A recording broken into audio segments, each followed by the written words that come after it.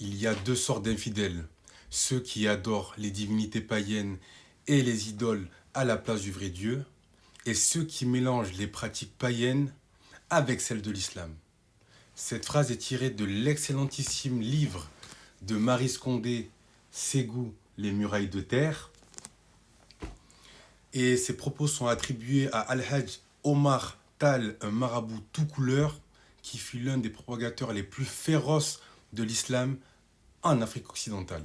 À travers son ouvrage, Maryse Condé nous rappelle que l'islamisation de l'Afrique de l'Ouest ne s'est pas uniquement fait par la voie de la diplomatie, du commerce ou de la douceur. Même si ça a existé, il faut aussi reconnaître qu'il y a eu des courants rigoristes qui ont imposé une certaine vision de l'islam et qui ont fait, comme on l'appelle, la guerre au fétichisme. Et cet islam-là, fermé, intolérant et dogmatique, ne fera jamais les intérêts du panafricanisme. Soyons honnêtes et clairs là-dessus. Cet ouvrage me parle tout particulièrement en ma qualité de Ouest africain, en ma qualité de musulman et en ma qualité de métis culturel.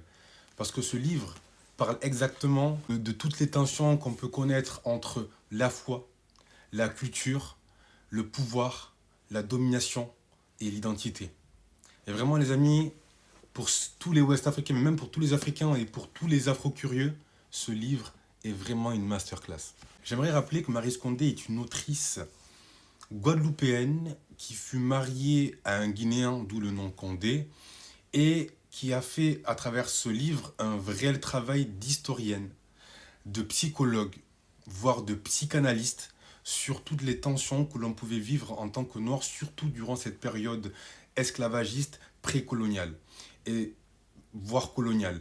Et vraiment, c'est très très intéressant parce qu'elle parle aussi des violences symboliques, elle parle de la condition des femmes, elle parle des fractures internes qu'il peut y avoir à travers cette zone trouble de notre histoire. Et réellement, les amis, c'est un livre à lire. Vraiment, qu'elle repose en paix. J'aurais aimé parler et converser avec cette femme, mais à travers ses ouvrages, on peut en quelque sorte converser avec elle. La paix sur vous, on est ensemble.